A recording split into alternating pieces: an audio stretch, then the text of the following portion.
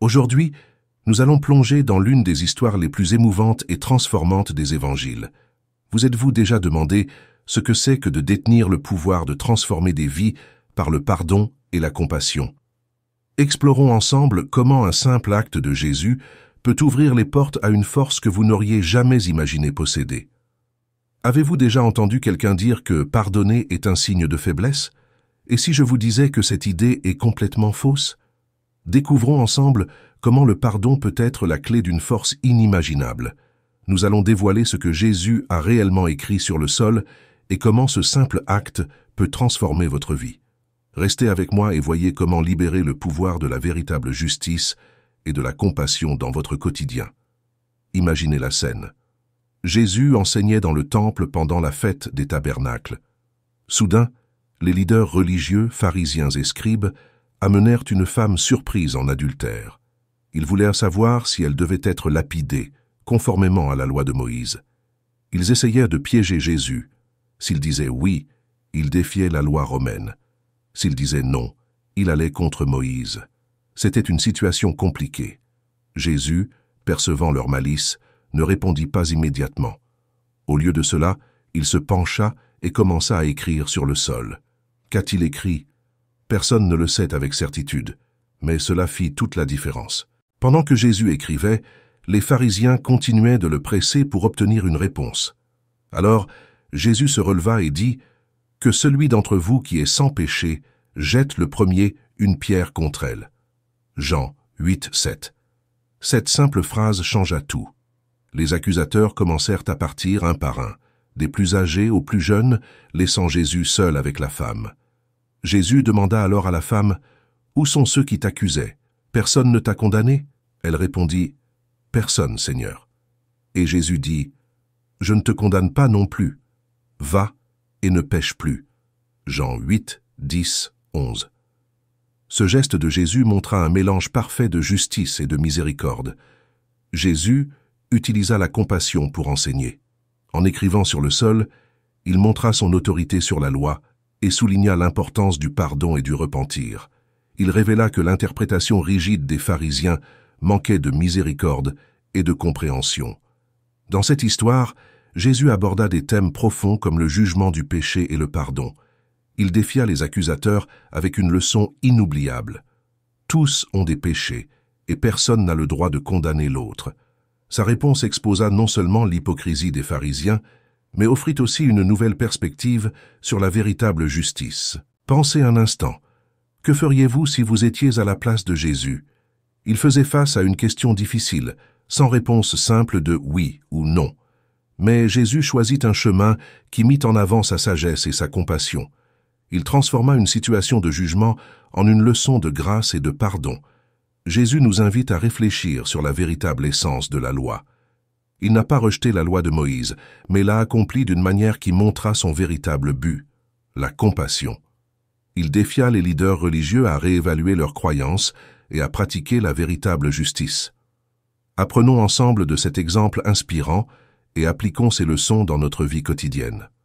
Promouvons une culture de réconciliation et de restauration, répandant lumière et espoir où que nous allions. Si vous êtes prêts à embarquer dans cette histoire de transformation, continuez à regarder et découvrez comment libérer le pouvoir du pardon et de la compassion dans votre vie. Vous avez déjà entendu quelqu'un dire que pardonner est une chose de personne faible. Et si je vous disais que cette idée est totalement erronée? Aujourd'hui, nous verrons comment le pardon peut être la clé d'une force inimaginable. Nous allons découvrir ce que Jésus a réellement écrit sur le sol et comment ce simple acte peut transformer votre vie. Restez avec moi et voyez comment libérer le pouvoir de la véritable justice et de la compassion dans votre quotidien. Imaginez, Jésus enseignait dans le temple pendant la fête des tabernacles. Soudain, les leaders religieux, pharisiens et scribes amenèrent une femme surprise en adultère. Ils voulaient savoir si elle devait être lapidée, conformément à la loi de Moïse. Ils essayaient de piéger Jésus. S'il disait oui, il défiait la loi romaine. S'il disait non, il allait contre Moïse. C'était une situation compliquée. Jésus, percevant leur malice, ne répondit pas immédiatement. Au lieu de cela, il se pencha et commença à écrire sur le sol. Qu'a-t-il écrit? Personne ne le sait avec certitude, Mais cela fit toute la différence. La Bible, en Jean 8,6, nous dit qu'il écrivait comme s'il ne les entendait pas. Pendant qu'il écrivait, les pharisiens continuaient de le presser pour obtenir une réponse. Alors Jésus se releva et dit « Que celui d'entre vous qui est sans péché jette le premier une pierre contre elle. » Jean 8,7. Cette simple phrase changea tout. Les accusateurs commencèrent à partir un par un, des plus âgés aux plus jeunes, laissant Jésus seul avec la femme. Jésus demanda alors à la femme « Où sont ceux qui t'accusaient? Personne ne t'a condamné ?» Elle répondit « Personne, Seigneur. » Et Jésus dit « Je ne te condamne pas non plus. Va et ne pêche plus. » Jean 8, 10, 11. Ce geste de Jésus montra un mélange parfait de justice et de miséricorde. Les pharisiens utilisaient la loi pour accuser, mais Jésus utilisa la compassion pour enseigner. En écrivant sur le sol, il montra son autorité sur la loi et souligna l'importance du pardon et du repentir. Il révéla que l'interprétation rigide des pharisiens manquait de miséricorde et de compréhension. Dans cette histoire, Jésus aborda des thèmes profonds comme le jugement du péché et le pardon. Il défia les accusateurs avec une leçon inoubliable. Tous ont des péchés et personne n'a le droit de condamner l'autre. Sa réponse exposa non seulement l'hypocrisie des pharisiens, mais offrit aussi une nouvelle perspective sur la véritable justice. Pensez un instant. Que feriez-vous si vous étiez à la place de Jésus? Il faisait face à une question difficile, sans réponse simple de oui ou non. Mais Jésus choisit un chemin qui mit en avant sa sagesse et sa compassion. Il transforma une situation de jugement en une leçon de grâce et de pardon. Jésus nous invite à réfléchir sur la véritable essence de la loi. Il n'a pas rejeté la loi de Moïse, mais l'a accomplie d'une manière qui montra son véritable but, la compassion. Il défia les leaders religieux à réévaluer leurs croyances et à pratiquer la véritable justice. Les pharisiens et les scribes, connus pour leur adhésion rigide à la loi, montrèrent une faille dans la compréhension de la véritable essence de la justice. Jésus exposa leurs limitations et nous montra que la justice doit être équilibrée avec la miséricorde. L'histoire nous amène aussi à réfléchir sur nos propres péchés.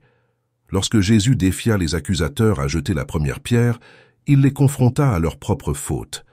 Cela nous rappelle que nous avons tous besoin de grâce et que nous devons étendre cette grâce aux autres. Jésus exemplifia le désir de réconciliation plutôt que de condamnation. Il nous défia à repenser comment nous appliquons nos propres principes de justice et de miséricorde dans nos interactions quotidiennes. Les paroles de Jésus pour la femme adultère furent une invitation au changement. Il ne condamna pas, mais offrit une opportunité de transformation. Cela nous enseigne l'importance de montrer de la compassion et de donner des secondes chances. La narration nous défie à traiter les autres avec justice, miséricorde et grâce, reconnaissant notre propre besoin de ces mêmes principes. Elle nous montre que la véritable justice transcende la simple punition et inclut l'équité et l'intégrité. L'acte de Jésus d'écrire sur le sol est un symbole puissant. Il ne souligna pas seulement son autorité, mais nous montra aussi la nécessité d'une interprétation plus profonde et compatissante de la loi.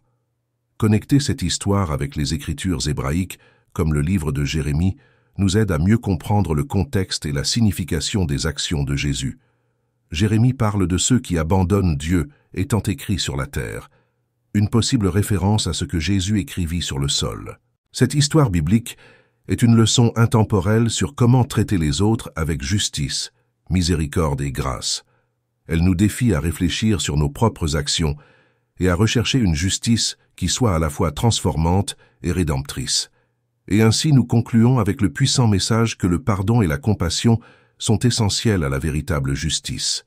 Que nous puissions apprendre de l'exemple de Jésus et appliquer ces leçons dans notre vie quotidienne, promouvant une culture de réconciliation et de restauration.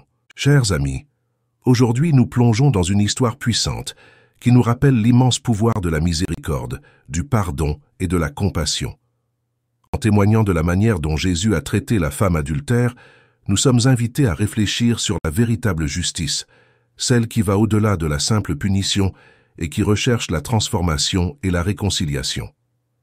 Parfois, la vie peut nous faire sentir comme cette femme, entourée par les accusations et les jugements.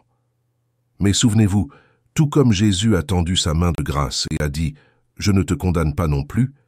Il est également ici pour nous offrir cette même miséricorde et une nouvelle opportunité de recommencer. Indépendamment des erreurs du passé, chacun de nous a la chance de se relever, de renouveler sa foi et de marcher avec espoir. La véritable force ne réside pas dans la condamnation, mais dans le pardon. Elle se trouve dans le fait de regarder les autres avec amour et compassion, tout comme nous désirons être traités, que nous puissions emporter ce message d'amour et de miséricorde dans notre vie quotidienne, en nous rappelant que nous avons tous besoin de grâce, et qu'en étendant cette grâce aux autres, nous trouvions une force qui transcende tout jugement. Avec foi, espoir et beaucoup d'amour, construisons ensemble un monde où règne la véritable justice, une justice tempérée par la miséricorde, la compassion et le pardon. Que Dieu bénisse chacun de vous avec courage, paix et une foi inébranlable. Allons de l'avant ensemble, répandant la lumière et l'espoir où que nous allions. Amen.